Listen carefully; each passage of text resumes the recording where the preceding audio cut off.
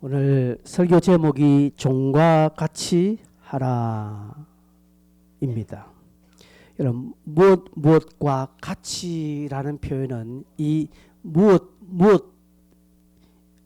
무엇과는 이 무엇은 땡땡은 나와 근원은 다르나 근본은 다르나 그 행동의 양식이나 그 자세를 동일하게 가져서 같은 효과를 내라라는 그런 의미가 무엇과 같이 하라 저게 있죠. 그래서 종과 같이, 나는 종이 아니지만 종들이 하는 행동 양식 자세를 내가 동일하게 가져서 종이 나타내는 효과를 나도 드러내라라는 표현이죠. 고린도전서 1장 10절에 보면 모두가 같은 말을 하고 너희 가운데 분쟁이 없이 같은 마음으로 같은 뜻으로 저게 되어 있습니다. 교회는 다 구성원들이 달라요. 그러나 같은 말, 마치 한 사람이 이야기하듯이 한 사람이 마음을 품듯이 한 사람의 뜻처럼 모두가 딱 그렇게 함께해서 그런 효과를 내라라는 표현이죠.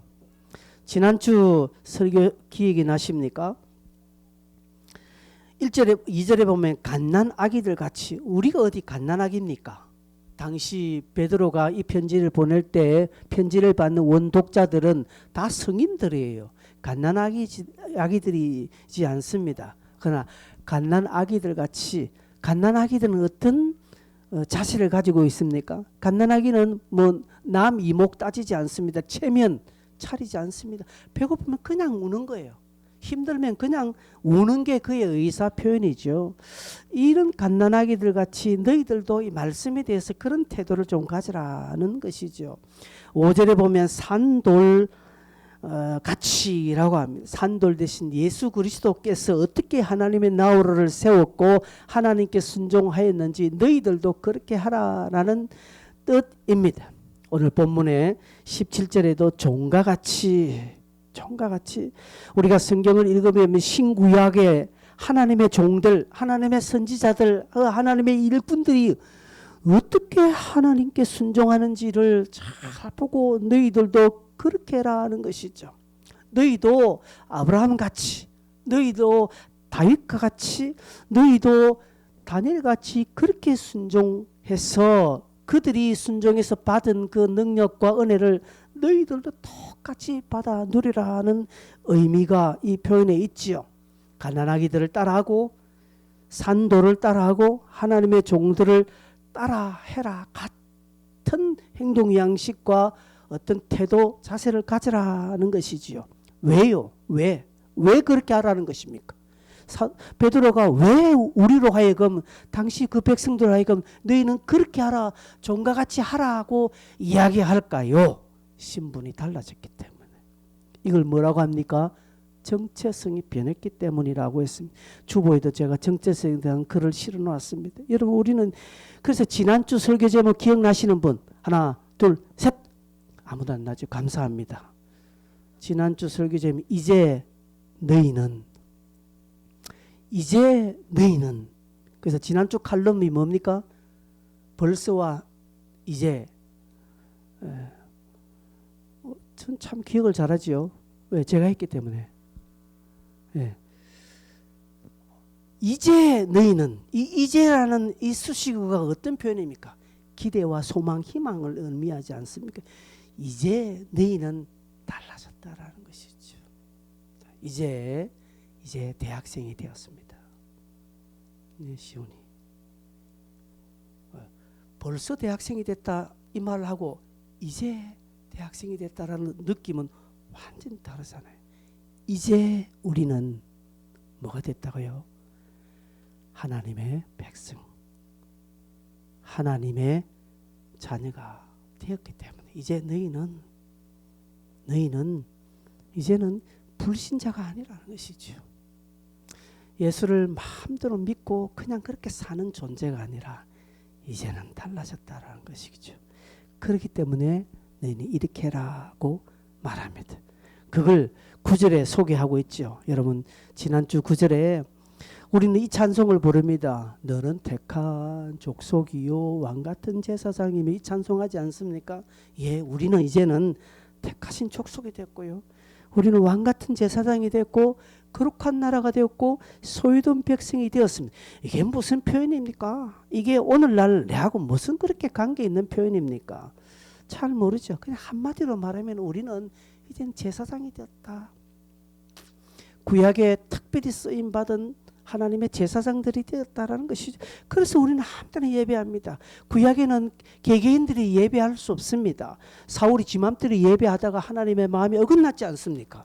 아니요. 구약에는 제사장들이 있어야 됩니다. 선지자가 있어야 예배할 수 있어요.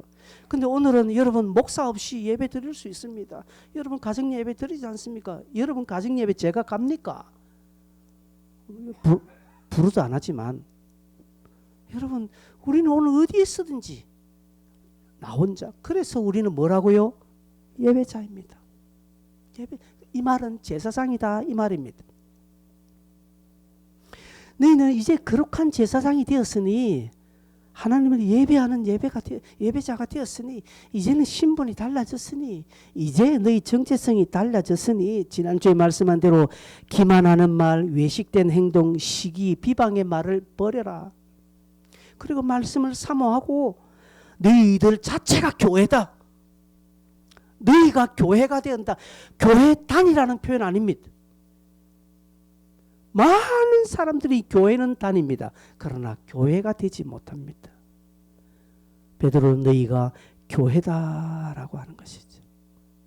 여기까지가 지난 설교한 내용들입니다. 여기까지는 베드로는 이제 개인적인 부분까지 이야기했어요. 다 조금 전까지 설교한 것은 다 개인적인 개인의 신앙의 성수, 개인의 영성, 개인의 어떤 성장에 관한 것입니다. 이제 베드로는 한 걸음 조금 더 나아가서 우리의 개개인의 정체성의 변화와 우리의 신분의 변화는 외부로부터 사회로 드러나야 한다라는 것을 강조합니다. 즉 우리의 믿음은 바깥으로 나타나야 한다라는 것이죠. 성경 어디에 네 혼자 잘 믿으라는 표현이 어디 있으며 그것을 뒷받침해 주는 성경 구절이 어디 있습니까? 너는 홀로 신앙생활에 성공해라라는 표현 없고요. 없습니다. 자기 혼자 잘하면 된다라는 개인적인 신앙을 성경은 지지하지 않습니다. 아유, 내가 남 해치지 않고 내 혼자 잘 믿으면 되지. 남이야 어떻든 간에 내 혼자 잘 믿으면 되지 라고 하는 성경의 가르침이 없습니다. 그게 최고로 중요하게 드러낸 게 어디입니까?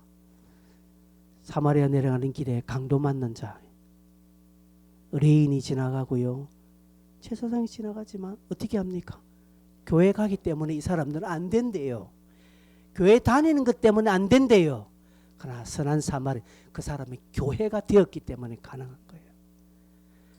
교회 다니지 말고 네가 교회가 되어라 하는 것이죠. 이 말은 드러나는 것입니다.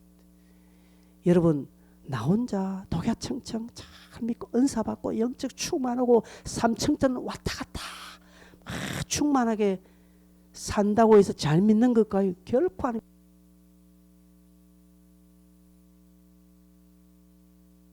옆에 있는 사람, 주변 사람 돌아보지 않는 거, 이거 잘못된 신앙입니다.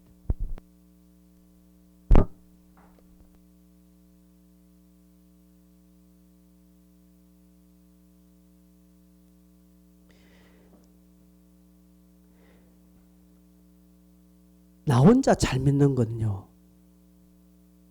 하나님께서 그렇게 인정한 바가 없습니다. 하나님은 광야 교회, 이스라엘 백성들이 광야 40년간을 이렇게 헤맬 때 광야 교회라고 지칭하셨습니다. 이스라엘 공동체를 말합니다. 신약의 교회를 세우셨습니다. 개인을 이야기한다면 개인적으로 잘하면 된다라고 하면 굳이 하나님께서 교회를 세우실 이유 없고요. 공동체를 세울 이유 없습니다.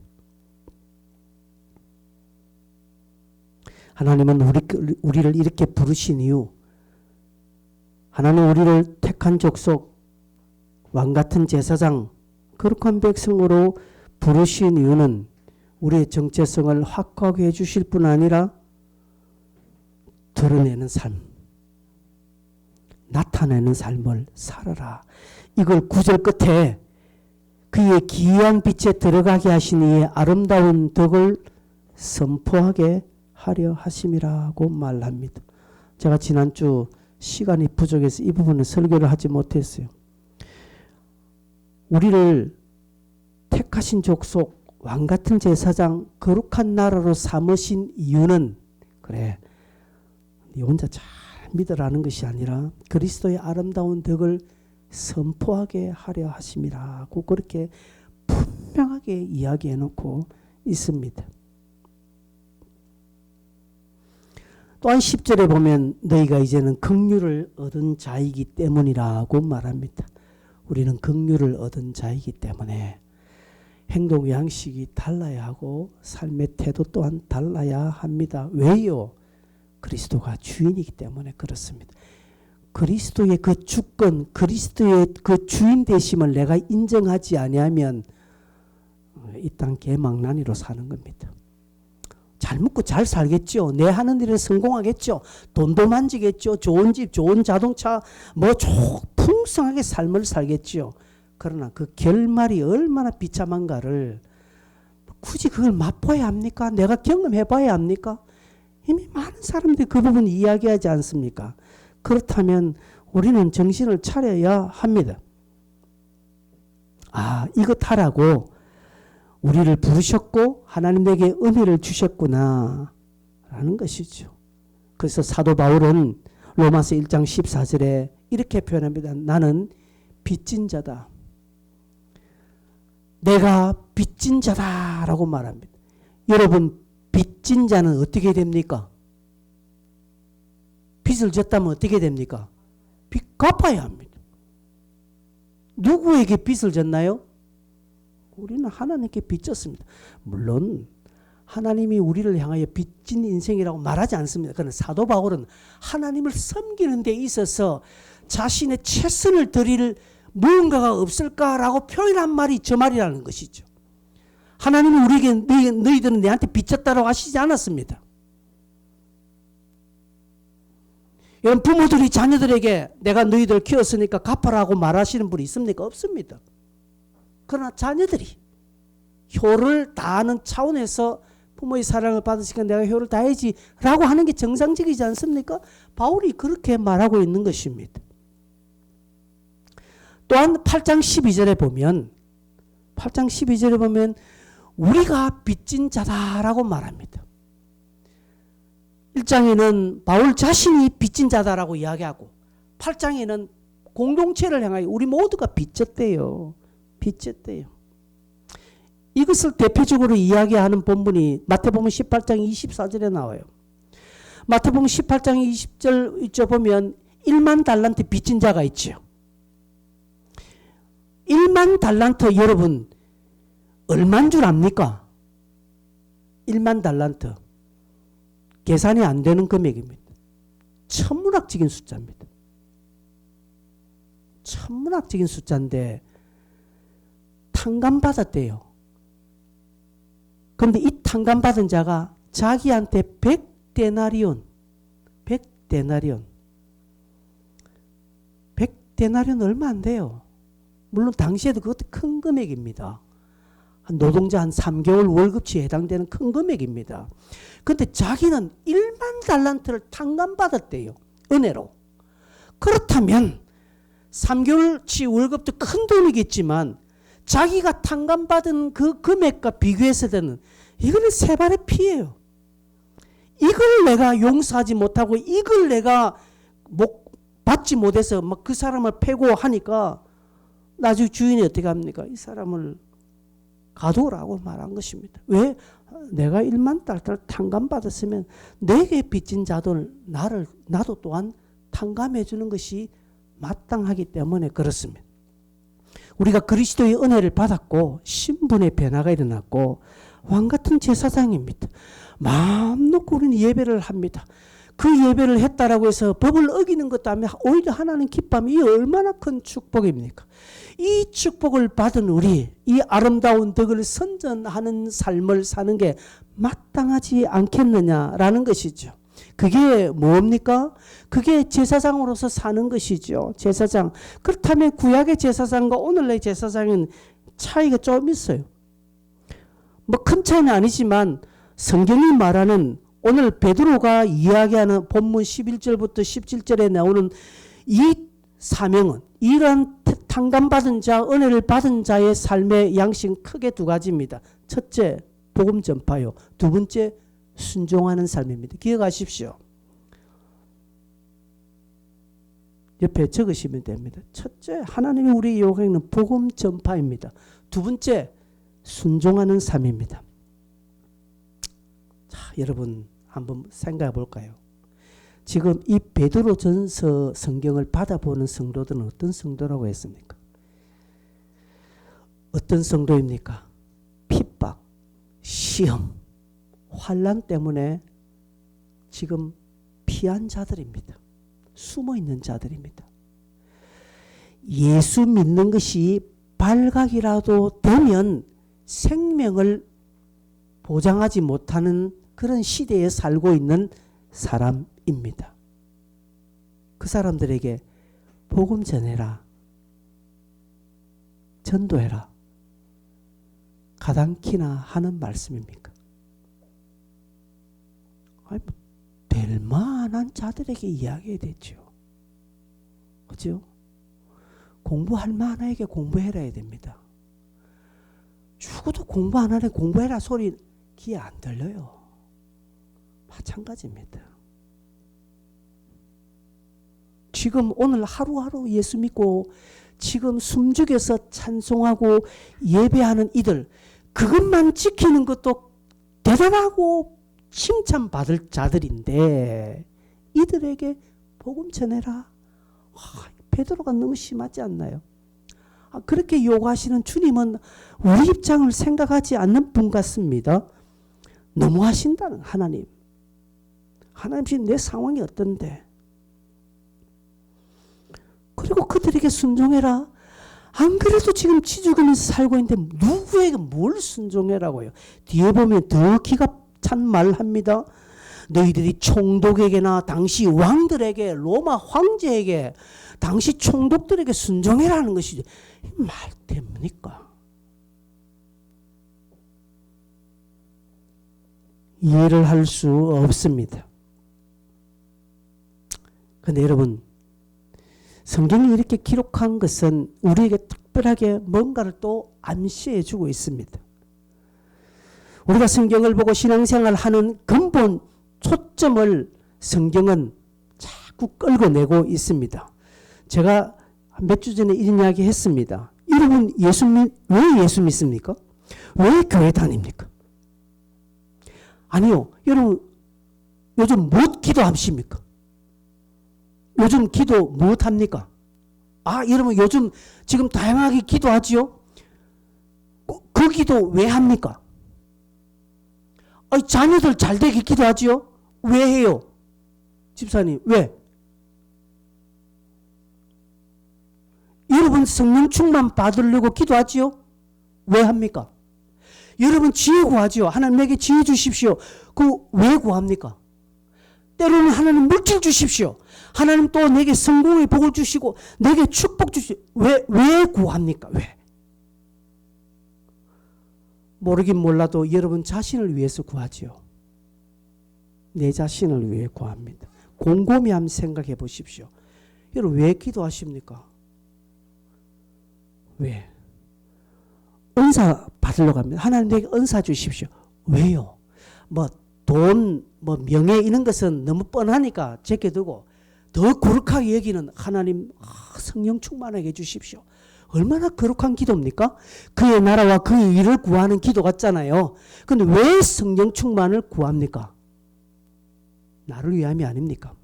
내가 성령 충만 확 되면, 내가 은사 받으면 내가 하나님의 능력 받으면 내가 교회에서 이런저런 부분에서 두각을 나타내고 하고 일을 처리하고 직장에서 지혜롭게 일을 처리하고 그래서 내가 드러나는 것이 근본이 아닙니까?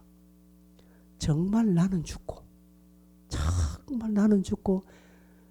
그리스도가 살기 위해서 여러분 성령 충만 구합니까? 아닐걸요?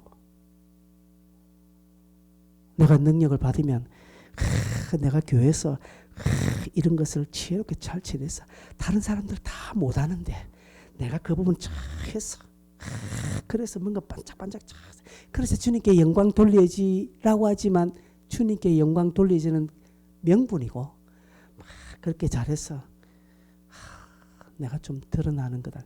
말은 그렇게 하지 않습니다만은 그 중심이 있지 않겠습니까? 진짜 나는 온데간데없고 나는 죽고 나는 저 십자가 뒤에 감추어주고 주님만 드러나고 하나님만 드러나기 위해서 성령 충만 구하는 사람이 과연 얼마 있을까요? 그래서 교회 안에요. 은사 받은 사람들이 더 잘 빚집니다. 열심히 수고한 사람들이 더 잘 상처받습니다. 왜? 안 알아주니까. 안 알아준다는 거죠. 내가 토요일날 시장 보고 열심히 밥 했는데 주일날 한 놈도 맛있다고 안 해주니까 섭섭한 거예요. 자꾸 김 지사님 이야기하는 게 아니라 그렇다는 것이죠.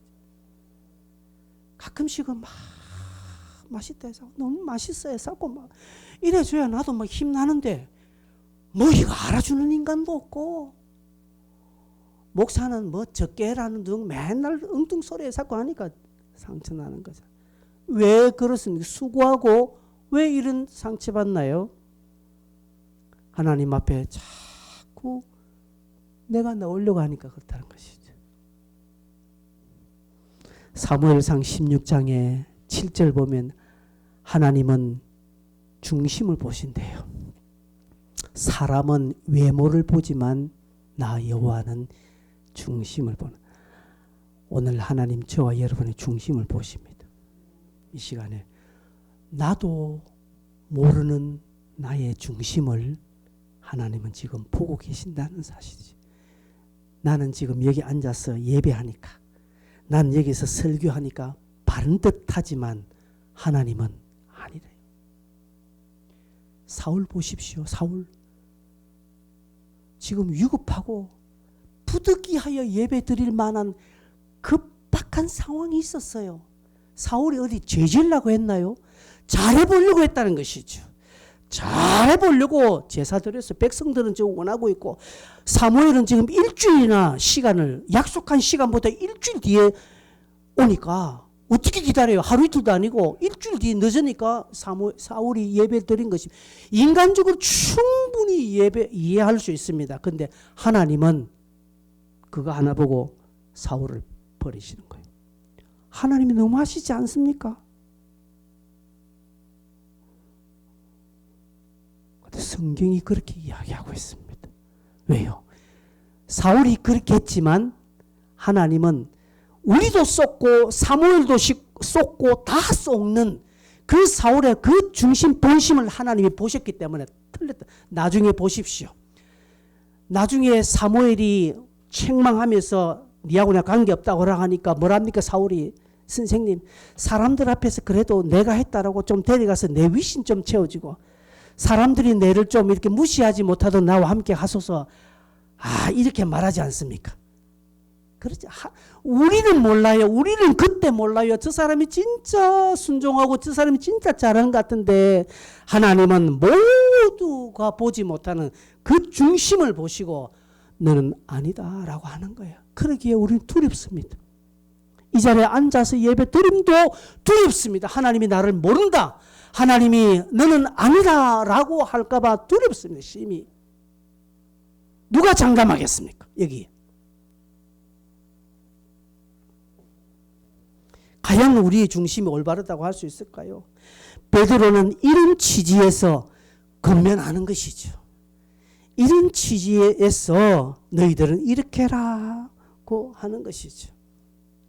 그런 처지에서 아름다운 덕을 선전해라, 즉 복음을 전파해라고 말합니다.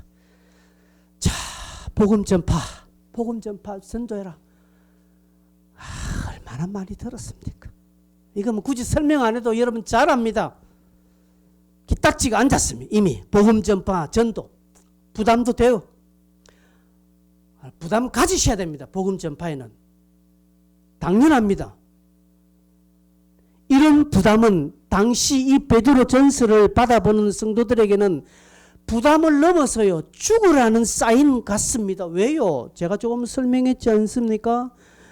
그들은 예수 믿는 것이 발각이라도 된다면 장담을 못하는 거예요. 안전을 책임지지 못해요. 그들은 지금 어느 집에 누가 잡혀서 사자밥이 되었고 어느 집에 누구는 복음 전하다가 화형당했다는 이런 소식이 흉흉한 그 살벌한 핍박의 시대에 살고 있는데 너희들에게 복음 전파하라, 이 말이 여러분 부담이 아니라 이거는 죽으라는 말 같아요. 어떻게 그럴 수 있습니까? 그런데 방법이 달라요. 우리가 생각하는 것처럼 전도지 들고 띠두르고 예수 믿으세요, 기타 치면서 바깥에서 예수 믿으세요, 그거 아니라는 사실입니다. 우리 생각과 너무나 다른 복음 전파의 방법이 오늘 소개되고 있는데 소리 없이 전파되는 복음의 능력이 나타납니다. 11절 그게 뭡니까? 육체의 정욕을 제어하라는 거죠. 육체의 정욕 제어하는 것이 복음 전파의 한 수순입니다. 여러분 자신에게 해당되는 것일까요? 많이 들은 표현이라 이 표현이 뭔가 아시겠죠? 육체의 정욕을 제어라. 아이고 내 욕심을 째야지. 내 이러면 안 되지. 이러면서 자신의 인간적인 감정을 막 억누른 것을 우리는 육체의 정욕을 제어하는 것으로 생각하는데 아니에요. 그것만이 아닙니다. 베드로가 말하는 이 정욕을 제어하라는 것은 베드로는 이 당시 이 백성들을 뭐라고 불렀습니까? 이 성도들을 뭐라고 불렀습니까? 별명 기억 안 납니까? 뭐라고 불렀습니까? 나그네라고 불렀잖아요. 여러분 모르시니까 너무 감사하네요. 제가 자꾸 가리키니까 택함 받은 나그네입니다. 나그네입니다. 여러분 보십시오. 나그네는 지난번에 소개했습니다. 나그네의 특징이 뭡니까? 나그네는 예, 목표가 있죠. 나그네가 가다가 이게 뭔나 이렇게 보고 손 꽂고 주머니 손 넣고 덜렁덜렁 이렇게 걷지 않습니다. 이게 뭐지 하면서 이렇게 한번 보고 에이 하고 이렇게 나그네는 그렇게 걷자. 이거는 나그네가 뭐라고요? 노숙자들이 그렇게 합니다. 나그네는 길의 상황에서 시선을 오래 두지 않습니다.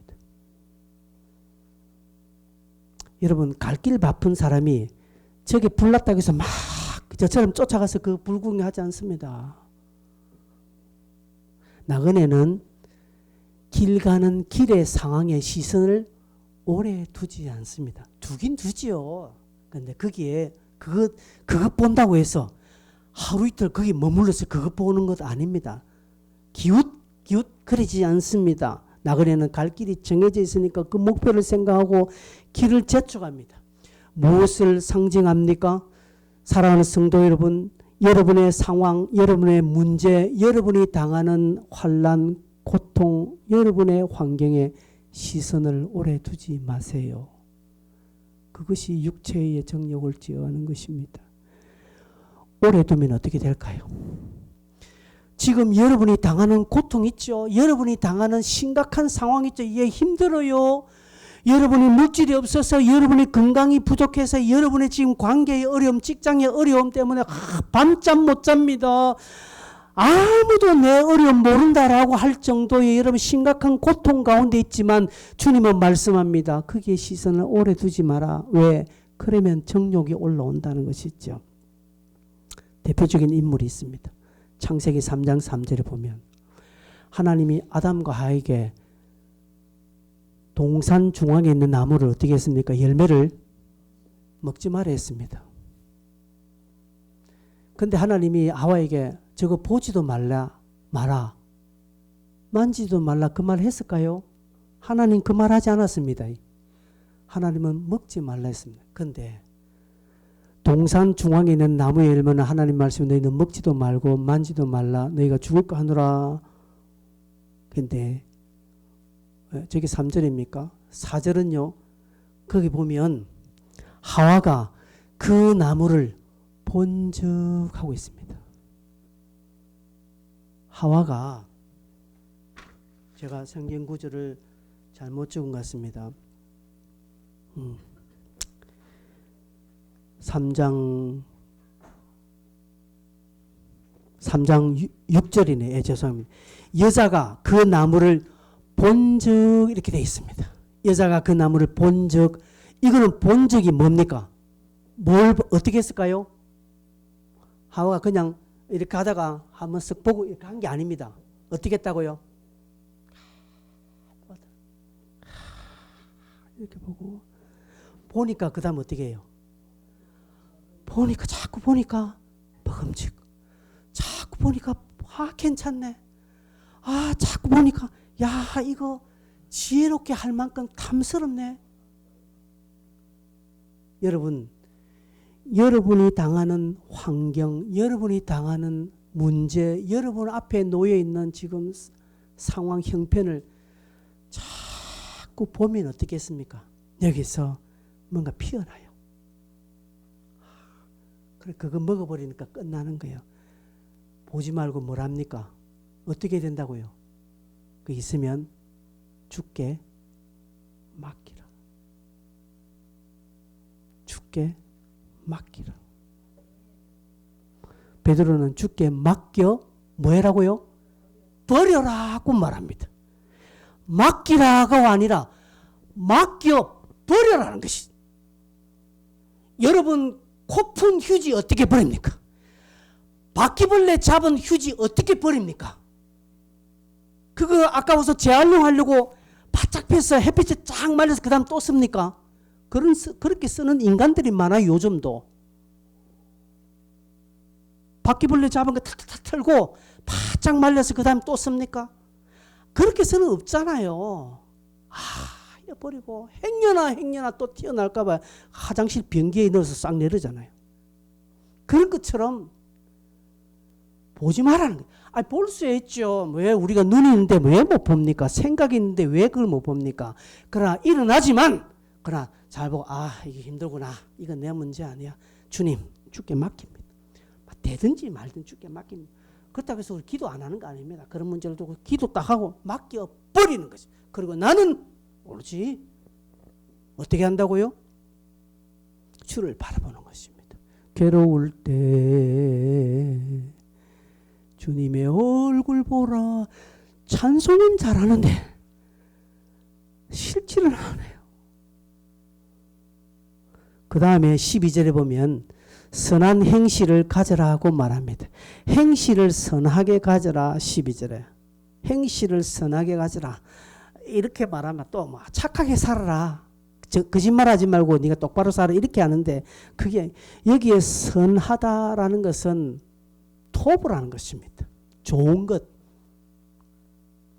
그렇죠? 좋은 것. 토부 기억나십니까? 또 어떤 단어 뜻이 있습니까? 우리 지난번에 2년 전에 저게 현수막 1년 내나 붙였는데 토부는 어떤 뜻이겠습니까? 은택이라는 뜻입니다. 선하다. 그렇죠? 은택이라는 뜻, 은혜. 그래서 뭐랍니까? 행실을 은택으로 나타내라 이 말입니다. 가치 있고 덕스럽게 드러내라는 것이죠. 이게 무엇입니까? 여러분, 이 땅에서 성도들이 나타낼 수 있는, 성도들이 행할 수 있는 가장 좋은 선, 가장 좋은 은택, 가장 좋은 덕스러운 것, 가장 좋은 가치는 무엇입니까? 예수 그리스도 복음이라는 사실입니다. 여러분, 우리가 무엇을 가지고 가장 가치 있게 이 세상에 살겠습니까? 없어요. 돈을 얼만큼 뿌리면 가치 있다라고 누가 평가해 줄까요? 내 입에서 가장 위대한 가치, 가장 위대한 선, 위대한 은택은 예수 그리스도. 시원한 눈을 좀 봤으면 좋겠다. 부르심을 잊고 있는지 듣고 있는지 모르겠다.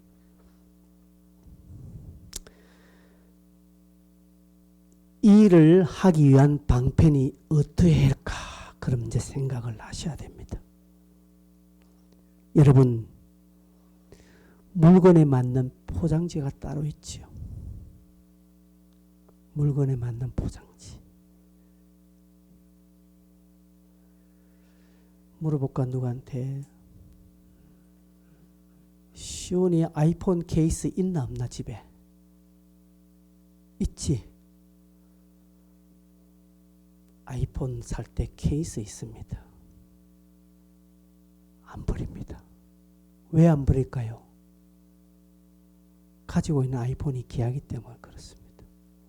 그건 아니죠. 난 중고로 팔 때 있으면 돈 더 받으니까. 그렇습니다, 여러분. 여러분 금반지, 다이아 반지 케이스 버립니까? 안 버립니다. 여러분 걸맞는 포장지가 필요합니다. 내가 예수를 전가하고 가장 가치 있는 예수를 알려지는 이 일에 포장지도 걸맞아야 됩니다. 근데 안 그렇잖아요. 안 그렇잖아요. 그래서 나가서 그냥 같이 한잔합니다. 같이 한잔하면 끝나는 거예요.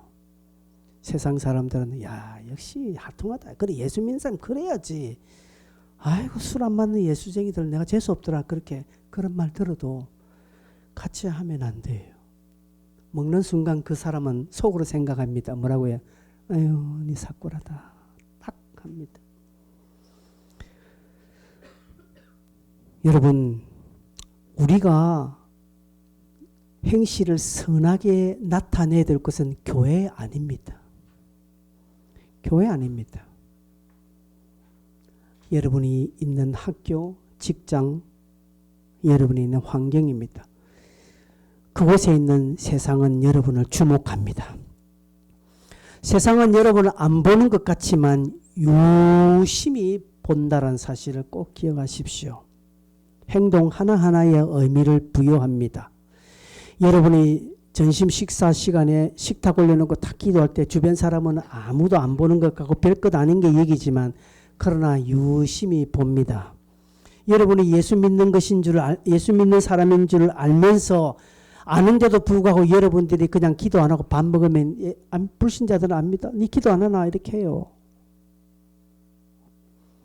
그거 별것 아닌 것 같이 여기지 마십시오. 그 사람들에게 심각하게 그리스도인들을 규정하는 잣대가 됩니다. 그래서 욥기 2장 3절에 보면 하나님이 욥에게 사단에게 이렇게 말합니다. 여호와께서 사단에게 이르시되 네가 내 종 욥을 어떻게 해요? 주의하여 보았느냐라는 것이. 주의하여 본다라는 것은 이것입니다. 문을 열고 이렇게 이렇게 보는 것을 말합니다. 사단은 저와 여러분의 열고 봅니다. 하나님만 보시는 게 아니에요. 봅니다. 주의하여 봅니다. 주의하여 보니까 어떻게 합니까?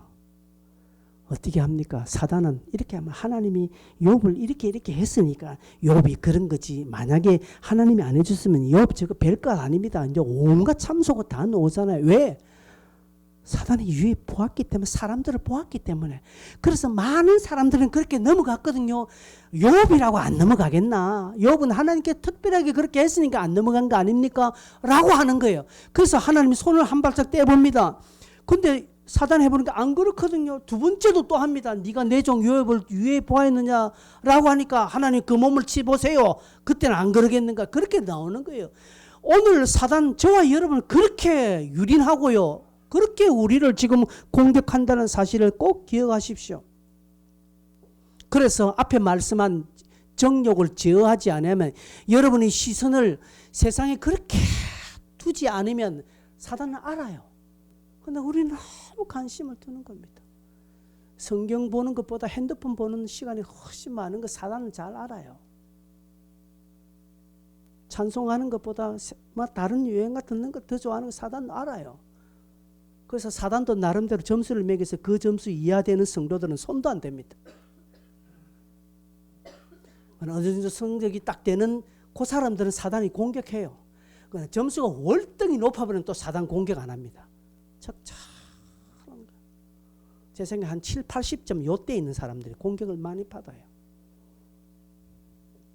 그래서 행실을 선하게 가져라.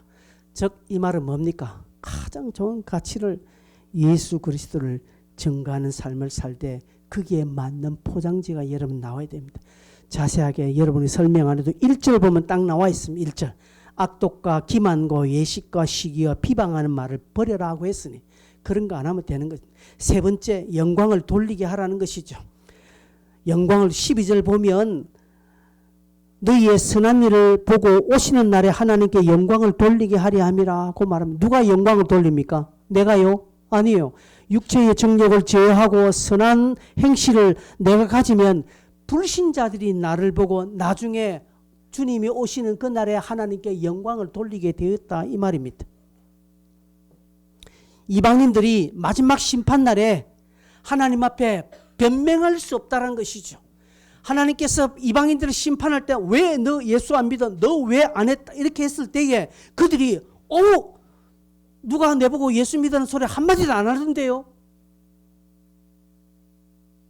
이렇게 말할 수 있는 근거가 없어지는 것입니다. 우리 성도들이 육체의 정욕을 제어하고 선한 행실을 취하면 어느 누구도 그렇게 변명할 수 없고 나중에 나중에 저 인간 지난번 저렇게 이야기할 때 그때 갈 걸 하는 거 하나님이요 하나님이 하는 것입니다. 거지 부자와 나사로 이야기 알지요. 지옥에 떨어진 부자가 아브라함 품에 있는 나사로를 봅니까 안 봅니까? 봅니다. 보면서 그 마음에 뭘 하겠습니까? 하나님 영광 돌리는 것입니다. 지옥에서 영광 돌림들 무슨 아무 소용이 없습니다.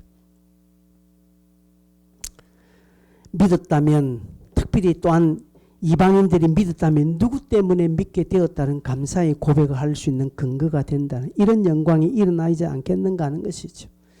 이것이 복음 전도의 생활입니다. 전도적 삶입니다. 근거가 됩니다. 소리 없는 복음 전파입니다. 여러분 지금 누구 때문에 예수 믿게 되었습니까? 여러분에게 복음을 전개해 주신 분 있죠.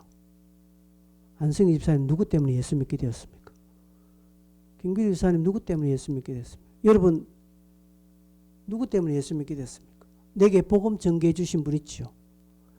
내가 모태 신앙들은 또 부모가 그렇습니다. 부모에게 감사해야 됩니다. 신앙은 물려준 것에 대해서. 내게 복음 전개해 준 사람이 있습니다.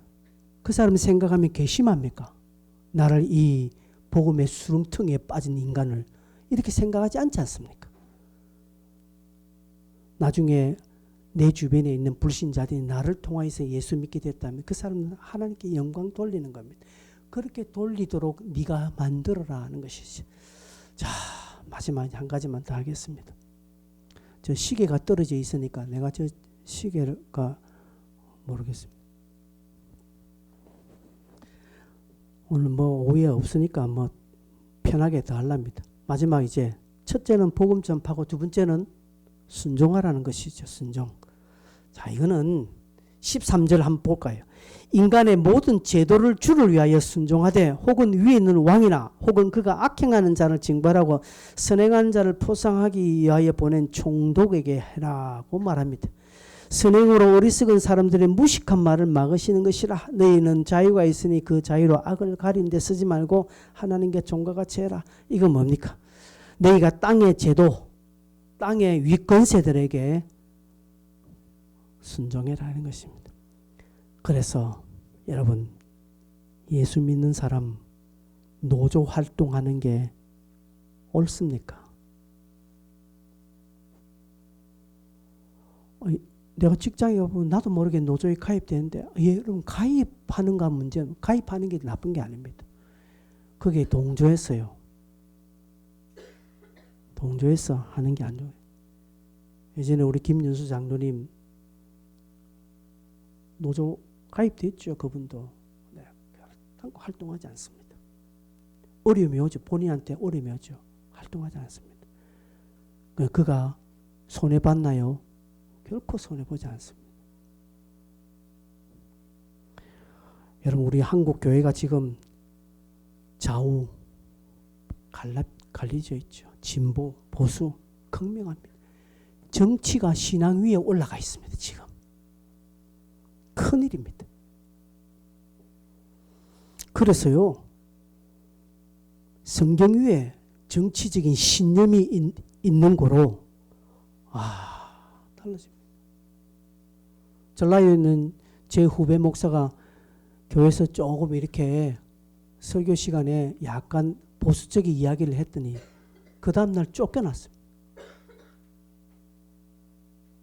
그 다음날 쫓겨나는 거예요. 뭡니까 이게? 목사를 내보내는 게 정치의 신념 따라 내보는 겁니다. 우리하고 같은 정치 색깔 가지고 있는 사람을 목사를 골라요. 이게 교회입니까 이게? 성경은요 분명하게 인간의 모든 제도를 주를 위하여 뭐 해라고요? 순종해라고 이야기했습니다. 근데 정가훈 같은 사람 보세요. 그 사람이 목사도 아니죠. 한국 교회를 다 배놓고 있습니다. 쓸데없는 소리하고만. 결국 그 교회도 완전히 낙동강 오래야 될지요. 150억이나 받아 500억인가? 500억인가 그거 받아 처먹으려 하다가 나중에는 아무것도 못되고 딱 교회만 놔두고 다 집집어버리는 거. 저는 잘 됐다 생각합니다. 혹시 정강훈 씨가 제 유튜브 설교를 듣는 건 아니겠죠? 듣는 건 전에 한번 정강훈 씨 자기 설교 부산에 있는 목사 새끼들 때문에 안 된다고 하더라고요. 특별히 부산에 있는 목사 새끼들이래요. 나도 그게 해당돼요. 입도요. 입이 할례를 못 받아가지고 입이 할례를 못 받아 막 짖는 거예요. 로마서 13장 1절에 보면 사도 바울이 윗권세에 복종하라고 되어 있습니다. 여러분 저게 성경입니다. 각 사람은 위에 있는 권세들에게 복종하라고 되어 있습니다. 저 위에 있는 권세들은 내하고 정치적인 신념이 같은 윗권세입니까? 아니에요. 나와 정치 신념이 달라도요. 윗권세들에게는 복종하는 것이 성도에게 의무입니다. 비록 의가 폭증이라도 우리에게 자유가 있지만 그것을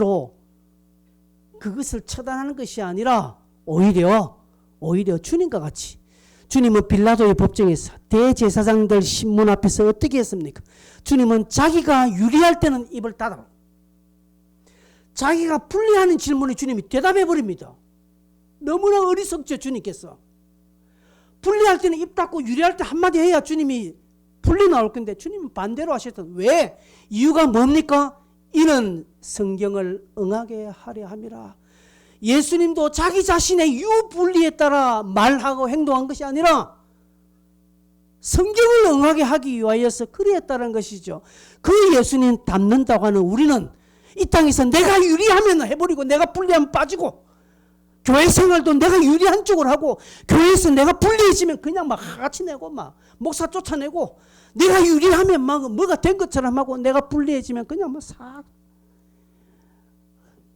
교회만 다니지 교회가 안 되는 것이고요. 예수 믿는다 하지만 예수 믿는 것이 아니라 예수를 믿는 자기를 믿는 거예요. 예수를 믿는다 하는 그 자기를 믿어버리니까 이렇게 신앙이 오만불순방종하게 되는 것입니다. 이거 하지 말라는 것이죠. 순종해라. 억울해도 순종해라는 것이죠. 억울해도.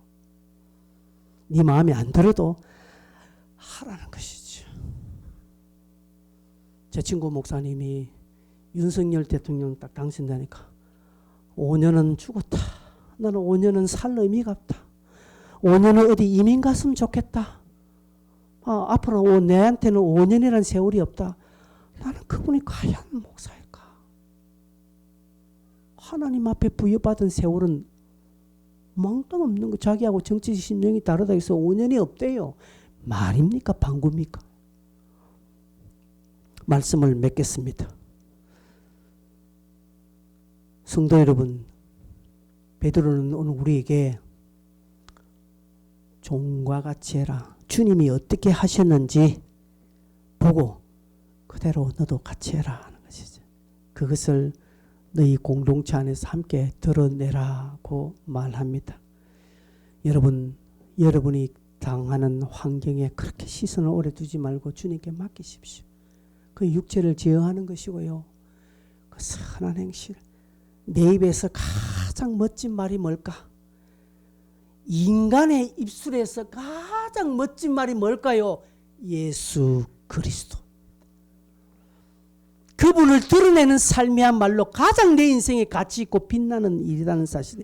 그걸 잘 하기 위해서 나는 포장지를 어떻게 해야 될까? 선물은 좋은데 신문지에 둘둘둘 말아서 선물하는 건 없는 것처럼 이 예수 그리스도를 전가하기 위해서 포장지를 멋지게 만들어서 드러내고 이 사회의 삶에서 내가 어떤 곳에 있든지 그게 정치든지 교회든 직장이든지 여러분 순복하십시오. 물론 주 안에서 순복하는 겁니다. 목사님이 순복하라 했잖아요. 우리 직장에서 교회 가지 말아 가던데요. 우리 상사가 교회 가지 하지 말라는데 그래서 상사의 근세에 순복한다고 교회 안 가. 이거는 주 안에서 순복하는 게 아니죠. 그거 아닌 것입니다. 하나님과 종과 같이 하는 이런 태도로 여러분의 삶에 복음 전파의 문이 활짝 열리길 바랍니다. 비록 내가 전도지 한 장 전해주는 그런 것이 아닐지라도 내 삶 하나하나가 이미 복음 전파의 삶이 되는 것입니다. 우리가 그렇게 하지 못했으면 한국 교회가 그렇게 하지 못하니까 전도지 들고 나가도 먹히지 않는 시대고 교회가 무엇을 한다고 해도 세상 사람은 감동받지 않는 시대에 우리가 살고 있습니다. 언젠가 여러분이 주변 사람들에게 복음 전거할 때가 옵니다. 그때를 위해서 지금 예비적 단계로 복음 전파의 삶을 사십시오. 순종의 삶을 살아 하나님께 영광되는 우리 모두가 되시기를 바랍니다. 함께 말씀을 생각하시면서 통성으로 한번 기도할까요?